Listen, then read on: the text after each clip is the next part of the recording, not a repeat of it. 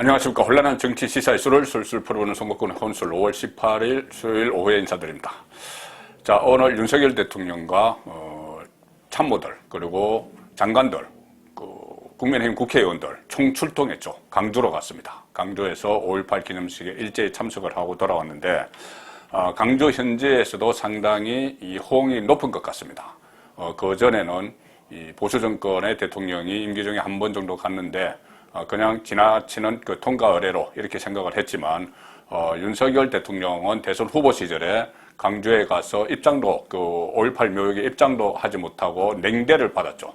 그런데 오늘은 대통령이 돼서 참모진과 장관들, 국회의원들까지 일제히 열차를 타고 기차를 전세를 내서 KTX를 타고 다녀왔습니다. 그러니 강주에서도 가령 무등일보 같은 경우에 강주에서 발행되는 신문이죠. 일면 톡 기사가 어제 일면 톡 기사가 세상에 이런 날이었습니다. 세상에 이런 날이 이 보수 정권이 5.18 기념식 총동원령 내렸다. 자, 이런 기사를 내보냈습니다. 그리고 특히 그 기사 중에서는 여권 인사들의 5.18 기념식 대거 참석은 이명박, 박근혜 정부는 물론이고 김대중, 노무현, 문재인 정부도 못한 것을 하겠다는 것이다. 자, 그런 식으로 의미를 부여를 하는 멘트도 달았습니다.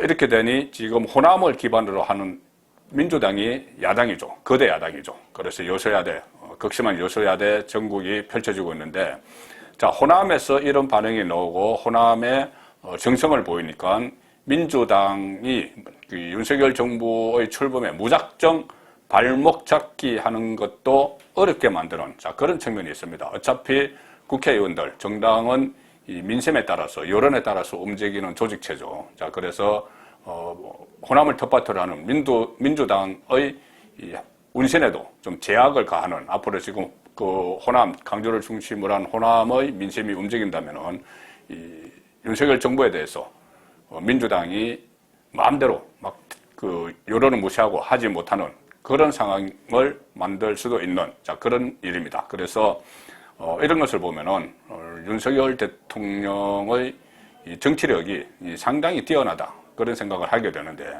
특히 그 정치에 입문한 지 1년도 채 안 됐죠.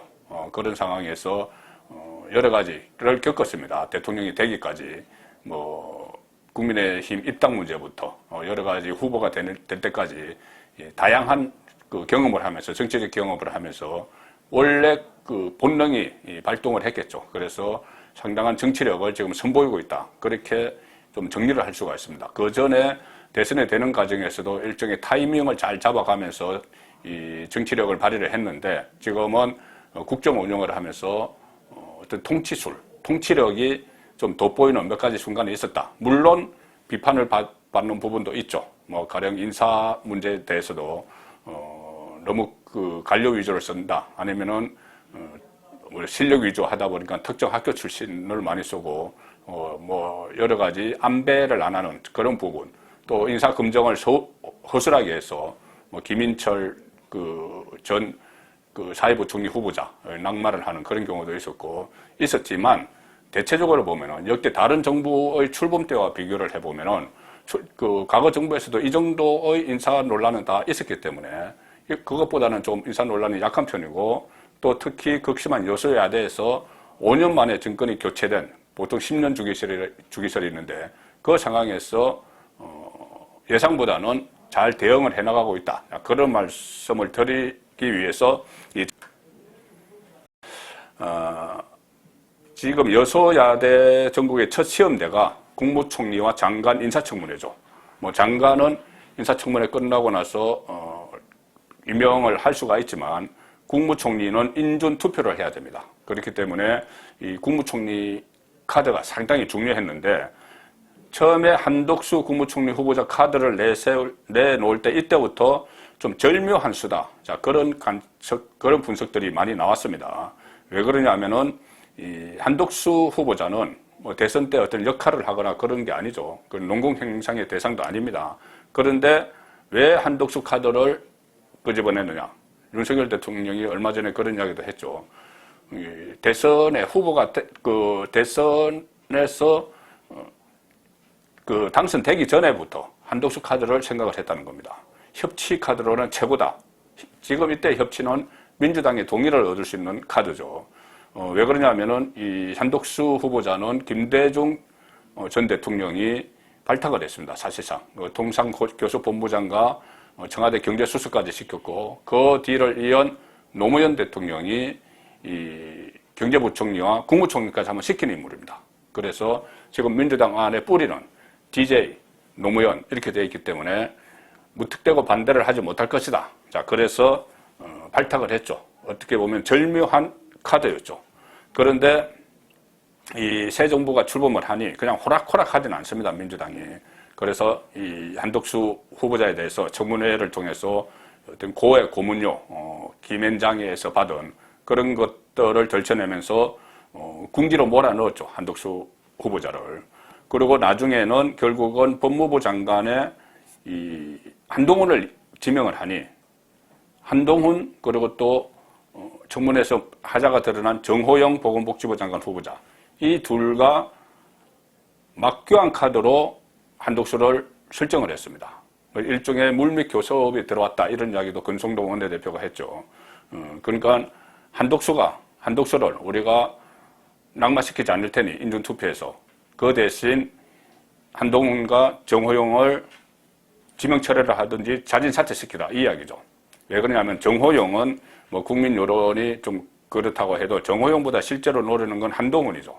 한동훈이 이 법무부 장관에 앉으면은 지금 오늘도 벌써 여러 가지 조치들을 취해주고 있죠. 뭐 검사 인사, 그 다음에 이 어떤 그 범죄 정보 기능을 다시 활성화시킨다고 하고, 또 라임 옵티머스 사건 본격 수사에 들어간다고 하고, 자, 이런 것들을 우려를 해서 한동훈을 낙마를 시키기 위해서 한독수 카드를 활용을 한 겁니다.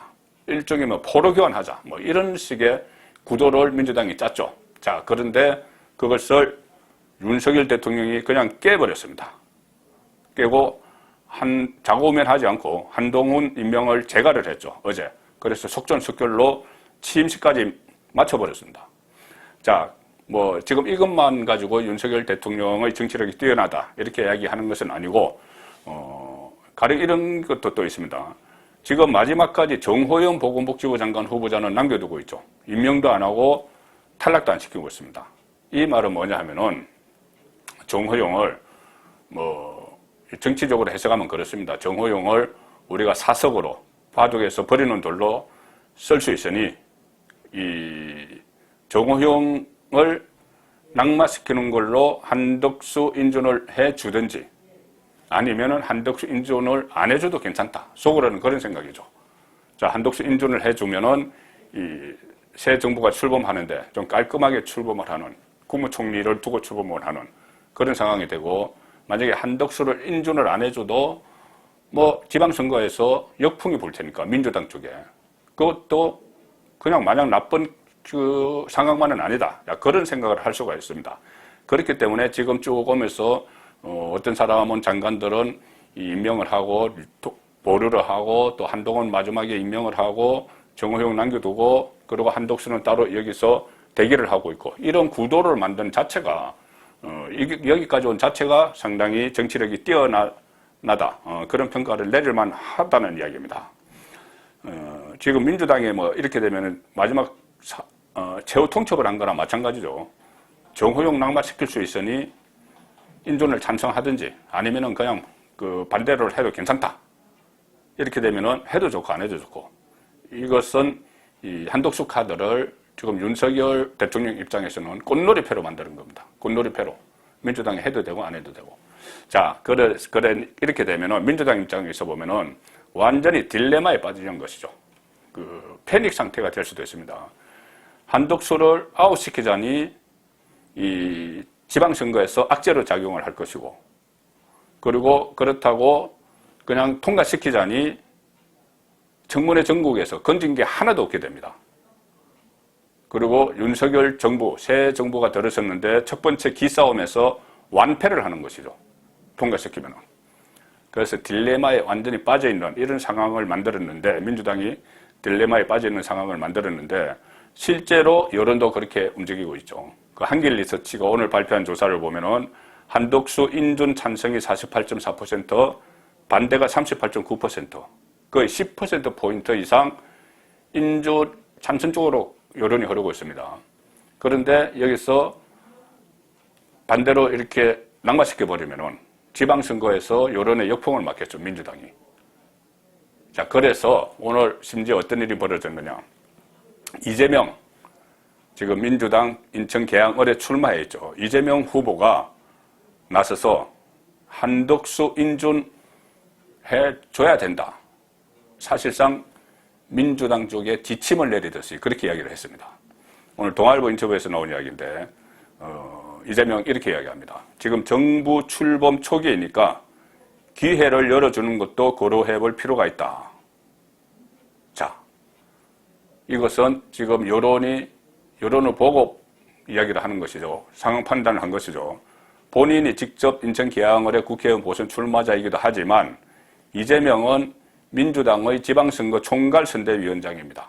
그러면은 이 선거판, 선거 구도를 총체적으로 봐야 되죠. 그런데 만약에 한덕수를 아웃시키면은 상당히 안 좋은 영향이 미칠 걸로 지금 여론조사 결과가 나오니 명분은 새 정부 출범 초기이니 기회를 한번 주자. 이렇게 이야기를 하지만 실제로는 이거 낙마시키면은 우리가 역풍 맞는다. 이 메시지를 민주당에 던졌다. 이렇게 볼 수가 있는 겁니다. 자, 이렇게 되면 이제 민주당에서 그동안 이 한동훈 임명을 한 것을 놓고 협치는 깨졌다. 그래서 한덕수 낙마시키겠다. 이렇게 벼르고 있던 강경파들은 상당히 당황을 하게 됩니다. 당황하겠죠. 이재명이 인준을 해주는 게 좋겠다는 취지로 이야기를 해버렸기 때문에. 자, 그래서 혼란스러운 상황이 됐는데, 이런 상황까지 만든 것이 이 윤석열의 정치력이란 거죠. 물론 주변의 여러 참모들의 조언도 듣고 다 해서 하겠지만은 최종 판단은 이것은 대통령의 인사권과 관련된 문제니 윤석열 대통령이 최종 판단을 한 겁니다. 그리고 이 과정에서 또 다른 부수 효과들도 나오고 있습니다. 가령 예를 들어서 한동훈 어제 취임식 장면이 유튜브에서 100만 조회를 기록했다 이런 이야기까지 나올 정도로 정치권에서 한동훈 현상 이런 말도 나오고 있습니다. 그러면 이 한동훈 현상의 연출자는 윤석열 대통령이죠. 왜 그러냐면은 한동훈 검사장을 일약 법무부 장관으로 발탁할 줄 아무도 예상 못했습니다. 그런데 정권 교체기에 민주당이 검수완박, 검찰 수사권 완전 박탈 입법을 밀어붙이면서 초강경하게 저항을 하고 나오니 거기에 정면 대응하는 카드로 한덕수 법무장관 카드를 내세운 거죠. 자, 검수완박 국면에서 법무부 장관이 할 수 있는 일이 상당히 많습니다. 검찰 인사부터 그렇고 또 헌법 헌재의 소송을 제기하는 문제, 또 그다음에 나중에 이 상설 특검 같은 것으로 또 문재인 전 대통령이나 이재명 전 후보의 관련된 의혹들을 조사를 할 수 있는, 자, 여러 가지 법무부 장관이 할 수 있는 유용한 카드가 많기 때문에 한동훈 법무부 장관 카드를 선택을 했다. 자, 그리고 그것이 결과적으로는 성공을 했습니다.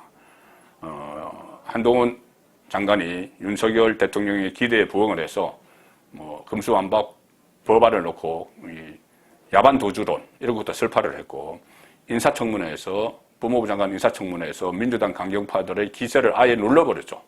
거의 박살을 내버렸습니다. 자, 그런 상황이 돼서 한동훈 현상 이런 현상까지 생기면서 한동훈 법무부 장관의 또 정치적으로도 몸집이 커지는, 그래서 이 윤석열 정부의 이 든든한 이 수호 진영이 되는, 자, 그런 효과도 얻고 있죠. 이 외에도 지금 국회 상황, 한동훈, 한덕수 이런 상황 외에도 최근 일주일, 취임한 지 일주일 사이에 여러 가지 이 장면에서 윤석열 대통령의 정치력이 돋보였다. 자, 그런 평가가 가능합니다. 출근길에 제가 몇 차례 말씀드렸지만은 이 도어 스태핑, 기자들과 문답을 하면서 소통을 한다거나, 또 주말에 이 부부 동반 쇼핑을 하고 재래시장에 들르고, 그래서 국민과 친근하게 어울리는 그런 모습을 보이는 것. 자, 그것도 민심과 여론을 내 편으로 만드는데 탁월한 이 재능이 있다 이렇게 볼 수가 있는데 오늘 특히 이 강주에 여권의 인사들을 총출동시켜서 강주 민심을 한번 흔드는 그래서 강주를 기반으로 하는 강주 호남을 기반으로 하는 민주당의 기세를 꺾는 그런 정치력도 오늘 선보였다. 그런 말씀 드리겠습니다. 송국근의 혼술이었습니다.